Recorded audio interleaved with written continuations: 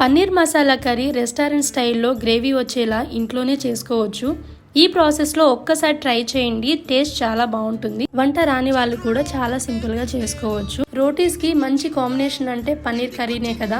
Stove పై ఒక కడాయి పెట్టుకొని 2 table spoon oil వేసుకోవాలి. పన్నీర్ని ఇలా బ్రౌనిష్ కలర్ వచ్చేంత వరకు ఫ్రై చేసుకోవాలి. అదే కడాయిలో గరం మసాలా, ఆనియన్స్, జీడిపప్పు, టమాటాలు వేసుకొని కొద్దిగా ఫ్రై అయ్యాక మిక్సీ పట్టేసుకోవాలి.